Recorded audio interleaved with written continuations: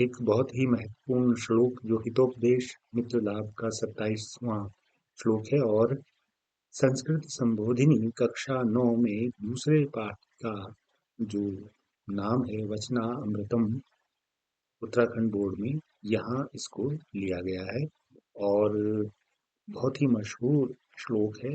हम इसको काफी लंबे समय से कई शताब्दियों से इसे पढ़ रहे हैं, समझ रहे हैं और इस पर अमल भी कर रहे हैं। तो इसको पहले हम पढ़ते हैं। लोभात् क्रोधः प्रभृति, लोभात् कामः प्रजायते, लोभान्मोहश्च नाशश्च, लोभः पापस्य कारणम्। इसको थोड़ा सा गुनगुनाते भी हैं। लोभात् क्रोधः प्रभवति, लोभात् कामः प्रजायते, लोभान्मोहश्च नाशश्च, लोभः पापस्य कारणम्। तो अब हम पहले इसको समझते हैं कि इसके जो दो एक शब्दार्थ हैं उससे हम इसको थोड़ा सा और समझ पाएंगे। कामः, यहाँ पर काम वर्कशिप नहीं बल्कि हमारी कामना, हमारी जो लालसा होती हैं, असीमित इच्छाएं होती हैं, उसके लिए ये कामः कहा गया है। और इसमें जब एक सीमा से अधिक हम कामनाएं करने लगते हैं, लालसाएं करने लगते हैं, तो वो बुराई में तब्दील हो जाती है। और ये जो कहा भी गया है कि कामः, क्रोधः एवं लोभः, ये जो तीन चीजें हैं, ये हमारे मनुष्य मानवीय जो विकार हैं, उन विकारों में ये माने जाते हैं। अगर ये एक सीमित से ज्यादा बढ़ जाएं तो इति एते त्रया दुर्गुणाः, ये जो तीन दुर्गुण हैं इनके लिए नरकालस्य, ये नरक का जो त्रिणी महाद्वार, ये द्वार बोलते हैं। यानी आप अगर इनमें पड़ जाएंगे, काम में, कामः क्रोधः और लोभ में, तो आपके लिए नर्क का द्वार खुला है, समझिए, बुराई के रास्ते में। तो और उसका वर्ण विच्छेद भी देख लेते हैं। क धन आ, धन म, धन अह। तो ये कामः, इसमें एक और शब्द आया है प्रजायते। तो यहाँ पे प्रजायते का अर्थ हुआ बढ़ना या बढ़ोतरी होना या एक से अधिक होना।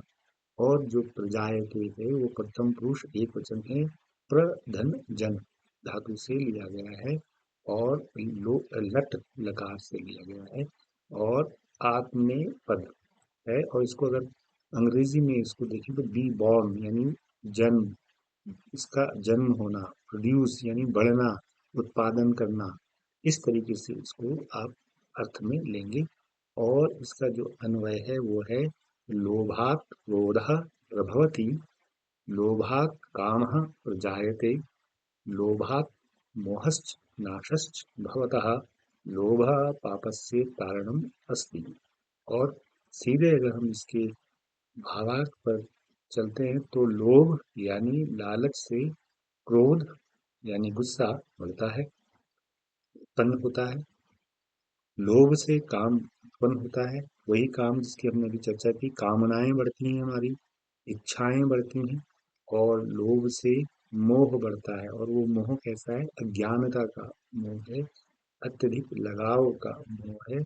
और निज स्वार्थ, अपने सिर्फ अपने लिए, अपने हित की चाहत जो है बढ़ जाती है। और हमारे सांसारिक लगाव भी बढ़ते हैं, निजी स्वार्थ बढ़ते हैं। जितनी भी सुख सुविधाएं और विलासिताओं की चीजें हैं, हमारा उस और ज्यादा ध्यान बढ़ाता है कौन, लोभ। और इस लालच से ही, इस लोभ से ही मनुष्य का नाश होता है।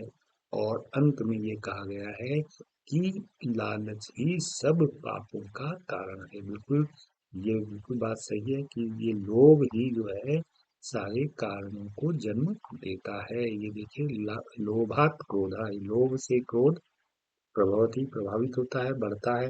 लोभात कामः, और लोभ से कामनाएं, इच्छाएं बढ़ती हैं। प्रजायते, जन्म होता है उनका, यानी एक से अधिक, फिर अधिक, दो गुना, चौगुना।